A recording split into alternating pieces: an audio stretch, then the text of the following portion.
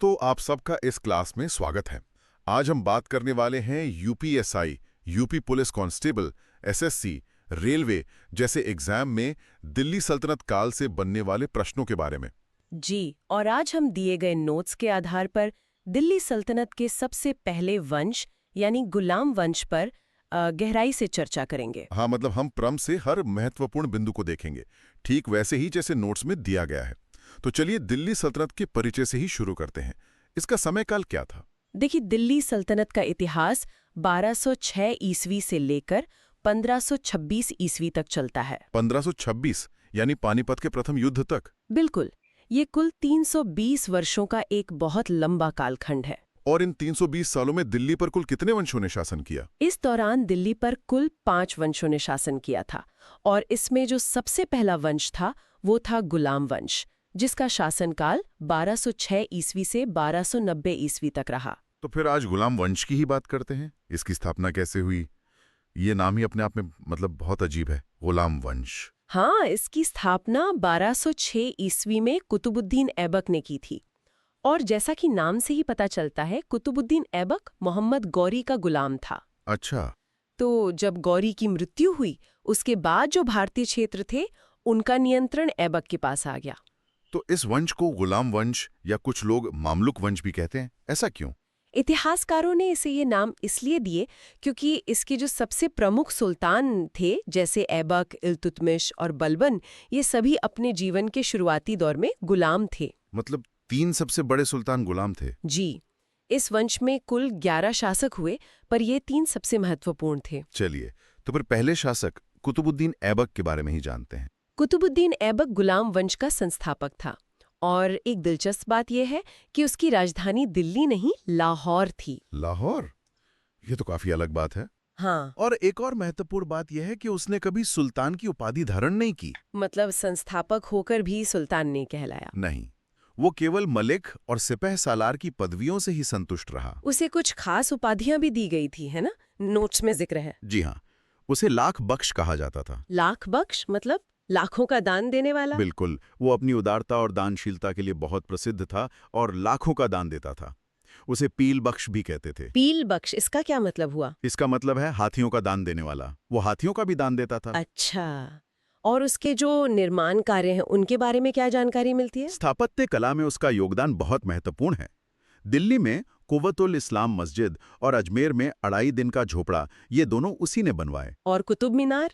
उसने सूफी संत बख्तियार काकी की याद में कुतुब मीनार का निर्माण शुरू करवाया था, लेकिन वो उसे पूरा नहीं कर सका। उसे बाद में इल्तुतमिश ने पूरा किया। और उसकी मृत्यु कैसे हुई? वो भी काफी अचानक हुई थी। जी, 1210 ईस्वी में चौगान यानी आज का पोलो खेलते समय घोड़े से गिरकर उसकी मृत्यु हो गई। तो ऐबक के बाद गद्दी पर कौन बैठा? ऐबक की मृत्यु के बाद उसके अयोग्य पुत्र आराम शाह को गद्दी पर बिठाया गया, लेकिन उसे हटाकर इल्तुतमिश गद्दी पर बैठा। इल्तुतमिश, उसे तो गुलामों का गुलाम भी कहा जाता है ना? सही कहा, क्योंकि वो ऐबक का गुलाम था जो खुद गौरी का गुलाम था। और उसी इल्तुतमिश को दिल्ली सल्तनत का वास्तविक संस्थापक क्यों कहा जाता है, ऐबक का क्यों नहीं? बहुत अच्छा सवाल है। उसे वास्तविक संस्थापक इसलिए कहते हैं क्योंकि उसने राजधानी को लाहौर से दिल्ली स्थानांतरित किया। ये एक बहुत बड़ा कदम था। हाँ, दिल्ली को केंद्र बनाना। जी, साथ ही उसने अपनी कूटनीति से भारत को चंगेज खान के मंगोल आक्रमण से भी बचाया था। अच्छा, वो कैसे? उसने जलालुद्दीन मांगबरनी को शरण देने से इनकार कर दिया था, जिसका पीछा चंगेज खान कर रहा था। इस एक फैसले ने दिल्ली को बचा लिया। कमाल है। और उसके प्रशासनिक सुधारों के बारे में बताइए। उसने तुर्कान चहलगानी का गठन किया। तुर्कान चहलगानी, ये क्या था? ये 40 वफादार तुर्क सरदारों का एक दल था। इसे चालीसा भी कहा गया, एक तरह से सुल्तान की अपनी कोर टीम। और उसने एक इक्ता प्रथा भी शुरू की थी। हाँ, इक्ता प्रथा। इसमें सैनिकों को नकद वेतन के बदले जमीन का एक टुकड़ा दिया जाता था। तो मतलब कैश की जगह जमीन। हाँ। और मुद्रा के क्षेत्र में क्या सुधार हुए? उसने शुद्ध अरबी सिक्के चलाए, ये बहुत महत्वपूर्ण था। चांदी के सिक्के को टंका और तांबे के सिक्के को जीतल कहा जाता था। टंका और जीतल, हाँ। ये नाम तो बहुत सुने हैं। तो इल्तुतमिश के बाद रजिया सुल्तान का दौर आता है। जी, इल्तुतमिश ने अपने जीवन काल में ही रजिया को अपना उत्तराधिकारी घोषित कर दिया था। अपने बेटों की जगह बेटी को। उस जमाने में हाँ, ये बहुत बड़ी बात थी और वो दिल्ली की गद्दी पर बैठने वाली प्रथम और एकमात्र मुस्लिम महिला शासिका थी। उसने क्या सुधार किए और उसका अंत कैसे हुआ, ये काफी दुखद था। उसने पर्दा प्रथा का त्याग किया और पुरुषों की तरह कुबा यानी कोट और कुलाह यानी टोपी पहनकर दरबार में आती थीं।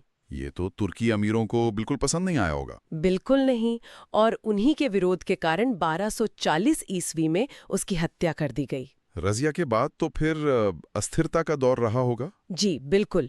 और फिर अगला प्रमुख शासक आया गयासुद्दीन बलबन। बलबन उसने अपनी शक्ति को कैसे मजबूत किया? वो तो खुद चालीसा का सदस्य था। हाँ, और उसने आते ही शक्ति का केंद्रीकरण किया।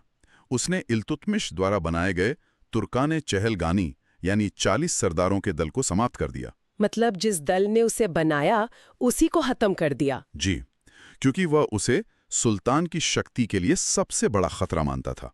और उसकी लौ और रक्त की नीति क्या थी? ये सुनने में ही काफी कठोर लगती है। यह विद्रोहियों और लुटेरों, खासकर मेवातियों के खिलाफ अपनाई गई एक बहुत ही कठोर नीति थी। मतलब कोई रहम नहीं। अच्छा, और उसने दरबार में कुछ नई प्रथाएं भी शुरू की थीं। हाँ, उसने राजत्व के सिद्धांत को ऊंचा उठाने के लिए फारसी प्रथाएं शुरू की, जैसे सिजदा। सिजदा, इसका मतलब? घुटने के बल बैठकर सुल्तान के सामने सिर झुकाना। और पैबोस? पैबोस का मतलब था सुल्तान के पैर चूमना। ये तो मतलब सुल्तान को ईश्वर के बराबर दर्जा देना हो गया। बिल्कुल। और उसने नवरोज, जो एक प्रसिद्ध फारसी त्योहार है, उसे भी मनाना शुरू किया। तो गुलाम वंश का अंत कब और कैसे हुआ? गुलाम वंश का शासन 1290 ईस्वी में समाप्त हुआ, जिसके बाद खिलजी वंश की स्थापना हुई। चलिए, तो अब परीक्षा के लिए इन सभी शासकों के जो महत्वपूर्ण तथ्य हैं उन्हें जल्दी से एक बार दोहरा लेते हैं। एक क्विक रिवीजन। जरूर। सबसे पहले कुतुबुद्दीन ऐबक, लाख बख्श, पील बख्श, 2.5 दिन का झोपड़ा और चौगान से मृत्यु। ये 4 बातें याद रखनी है। ठीक है। और इल्तुतमिश? इल्तुतमिश के लिए वास्तविक संस्थापक, टंका और जीतल सिक्के, तुर्कान चहलगानी और इक्ता प्रथा। रजिया सुल्तान के लिए? प्रथम महिला शासिका और कुबा और कुलाह पहनना। और आखिर में बलबन? बलबन के लिए लौह और रक्त की नीति, सिजदा और पैबोस, नौरोज का त्योहार और सबसे जरूरी चालीसा का अंत। बहुत बढ़िया, ये तो एकदम साफ हो गया। अब कुछ अभ्यास प्रश्न देखते हैं। जी। पहला प्रश्न, लाख बख्श की उपाधि किस शासक को दी गई थी? इसके विकल्प हैं क इल्तुतमिश, ख बलबन, ग कुतुबुद्दीन ऐबक या घ रजिया। और सही उत्तर? सही उत्तर है ग कुतुबुद्दीन ऐबक। बिल्कुल सही। दूसरा प्रश्न, लौह और रक्त की नीति किसने अपनाई? विकल्प है क अलाउद्दीन, ख बलबन, ग इल्तुतमिश, घ ऐबक।